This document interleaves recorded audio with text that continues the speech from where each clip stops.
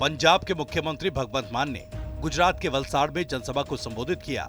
इस दौरान दिल्ली के मुख्यमंत्री अरविंद केजरीवाल भी शामिल रहे। इस दौरान सीएम भगवंत मान ने कहा कि युवा दिन रात पढ़ता है लेकिन पेपर फूट जाता है, जिससे युवा का सपना टूट जाता है।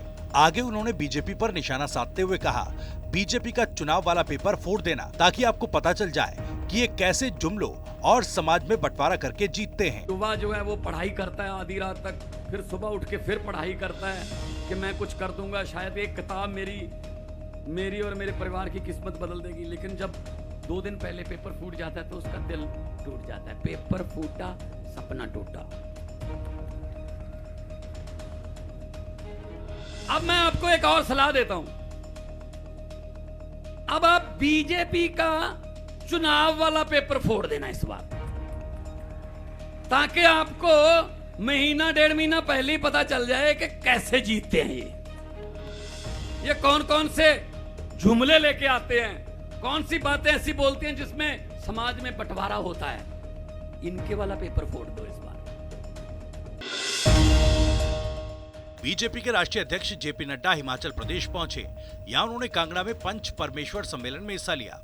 इस दौरान उन्होंने कहा कि हम प्रधानमंत्री की ताकत को लेंगे, लेकिन उस ताकत को नीचे तक पहुंचाने का काम आप लोगों का है। उन्होंने कहा कि हर जनप्रतिनिधि की जिम्मेदारी है कि उसके इलाके में सेंध न लगे।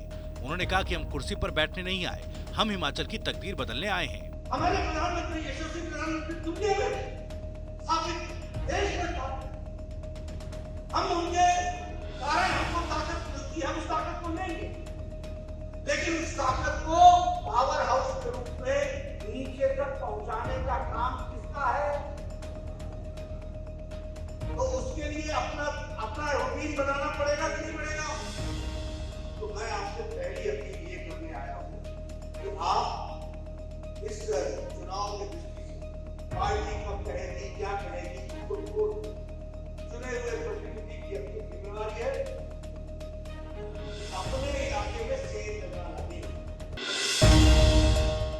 हिमाचल के बिलासपुर जिले में केंद्रीय मंत्री अनुराग ठाकुर ने एनटीपीसी कोल डैम में वाटर स्पोर्ट्स सेंटर का शुभारंभ किया। इस मौके पर उनके साथ सदर विधानसभा क्षेत्र के विधायक सुभाष ठाकुर मौजूद रहे। वाटर स्पोर्ट्स सेंटर का उद्घाटन करने के बाद केंद्रीय मंत्री अनुराग ठाकुर ने कहा कि ये सेंटर भविष्य में हिमाचल प्रदेश के बच्चों के लिए एक बड़ी स्पोर्ट्स सुविधा होगी। बिलासपुर में अपना वाटर स्पोर्ट्स सेंटर की शुरुआत की है, जिसकी मैं शुभकामनाएं देता हूँ।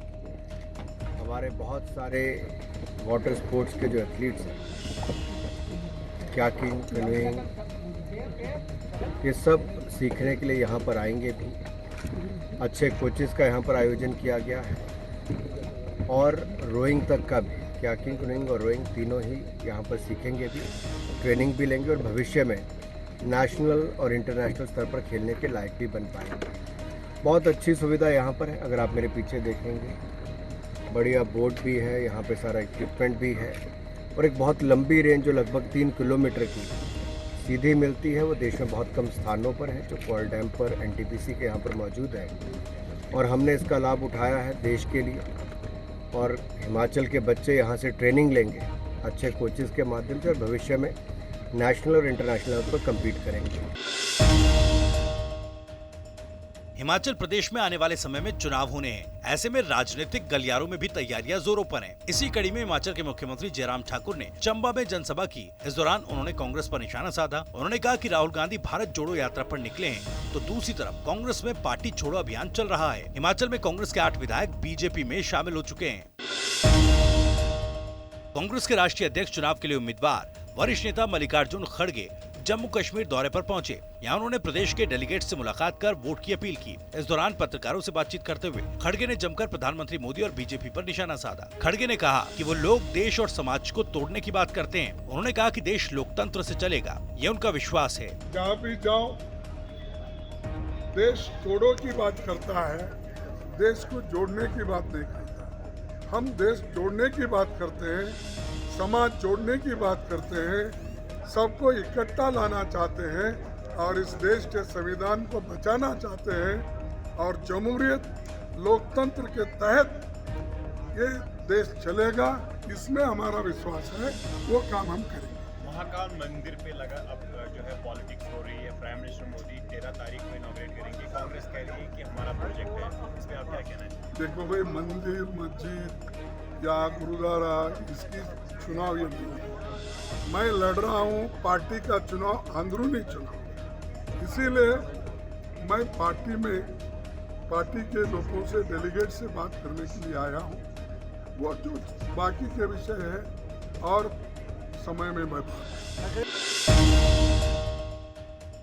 केंद्र सरकार ने पूर्व मुख्य न्यायाधीश केजी बालाकृष्णन की अध्यक्षता में एक आयोग का गठन किया जो उन लोगों को अनुसूचित जाति का दर्जा देने के मामले की जांच करेगा जो ऐतिहासिक रूप से अनुसूचित जाति से संबंधित हैं, लेकिन अपना धर्म राष्ट्रपति के आदेश में शामिल धर्म के बाहर वाले धर्म में परिवर्तित कर लिया है। आपको बता दें, जस्टिस बालाकृष्णन सुप्रीम कोर्ट के पहले दलित चीफ जस्टिस हैं। वो भारत के राष्ट्रीय मानवाधिकार आयोग के अध्यक्ष भी रह चुके। वहीं समय समय पर संशोधित किया गया संविधान अनुसूचित जाति ऑर्डर 1950 कहता है कि हिंदू, सिख या बौद्ध धर्म के अलावा किसी धर्म को मानने वाले व्यक्ति को अनुसूचित जाति का सदस्य नहीं माना जाएगा। इस आदेश को 1956 में उन दलितों को शामिल करने के लिए संशोधित किया गया जिन्होंने धर्मांतरण कर सिख धर्म अपना लिया था। वहीं 1990 में उन दलितों को भी इसमें शामिल कर लिया गया जिन्होंने बौद्ध धर्म अपना लिया था।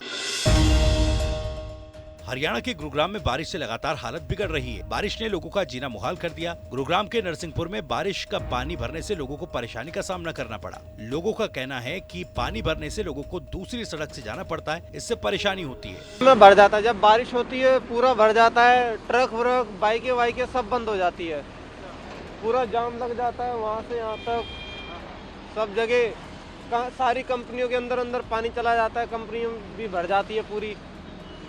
बहुत ज़्यादा दिक्कत होती है जाने में। घर जाने में हमें सोना रोड से होते हुए जाना पड़ता है या यहाँ से बाइक बंद करके लेके जाना पड़ता है। और रात में कोई ऑटो का भी साधन नहीं होता क्योंकि सब ऑटो बंद हो जाते हैं।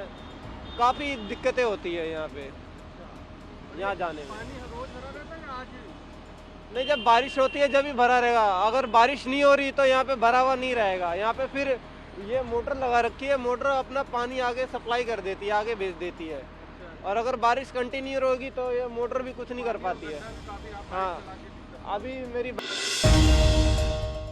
हरियाणा में आदमपुर विधानसभा में उपचुनाव होना है। ऐसे में सभी पार्टी चुनावी मैदान में ताल ठोक रही है। बीजेपी ने इस सीट से कुलदीप बिश्नोई के बेटे भव्य बिश्नोई को मैदान में उतारा है। ऐसे में आदमपुर सीट से भजनलाल परिवार की तीसरी पीढ़ी चुनावी मैदान में। आपको बता दें, कुलदीप बिश्नोई के इस्तीफे के बाद आदमपुर सीट खाली हो गई थी। वहीं बिश्नोई परिवार ने कहा कि आदमपुर से हमारी जीत होगी। सामने है, लोगों में इतना उत्साह है। और जैसे मैं कह रहा था कि आदमपुर में हमेशा आदमपुर की जनता चुनाव लड़ती है। चौधरी भजनलाल महज एक चेहरा पेश करती है। इस बार मेरा सौभाग्य कि मुझे मौका मिला। आज नई तस्वीर नजर आ रही है, आप कुर्ते पे तिलक आपने लगाया हुआ है, अलग सी वेशभूषा। हाँ, कि कुर्ता पजामा तो रोज का है मेरा। तिलक इसलिए लगा रखे, मैं वाल्मीकि जयंती का कार्यक्रम था हल्के में, तो वो करके आ रहा हूँ। अच्छा, कांग्रेस कहती है, जेपी खासकर पे कहता है कि भव्य तो भी बच्चा है जी।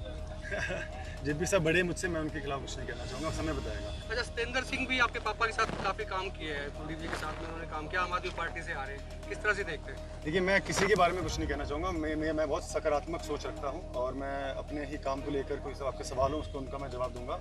और सभी का स्वागत है। क्या प्राथमिकता रहेगी? आप अगर विधायक बनते हैं तो प्राथमिकता क्या रहेगी आपकी? बिल्कुल विकास की रहेगी, मान सम्मान की रहेगी।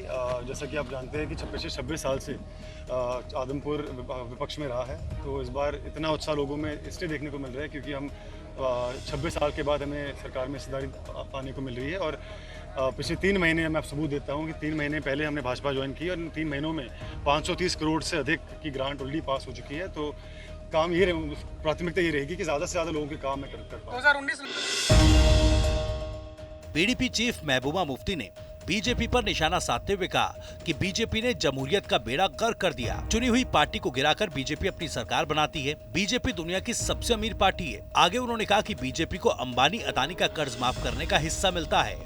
कि कश्मीरी आपका दुश्मन है, 370 आपका दुश्मन है, 370 हटाएंगे सब ठीक हो जाएगा। यही कहा ना कि यहाँ दूध और शहद की जो है नदियां बहेंगी। यही कहा था ना कि आपका जो हिस्सा है वो कश्मीरी खाते हैं। यही कहा ना। और आज क्या कहते हैं? आज जम्मू वालों को कहते हैं हम आपको जम्मू का हिंदू चीफ मिनिस्टर देंगे। यही कहते हैं ना। चीफ मिनिस्टर क्या इनको बनाना है या आप लोगों को बनाना है? और ये तो बना सकते थे, लेफ्टिनेंट गवर्नर तो जम्मू का क्यों नहीं बनाया? जो आप बना सकते थे बीजेपी वालों, वो आपने क्यों नहीं बनाया? आपने लेफ्टिनेंट गवर्नर यूपी से, बिहार से, इधर से उधर से क्यों लाया? क्या जम्मू में इस काबिल कोई नहीं था?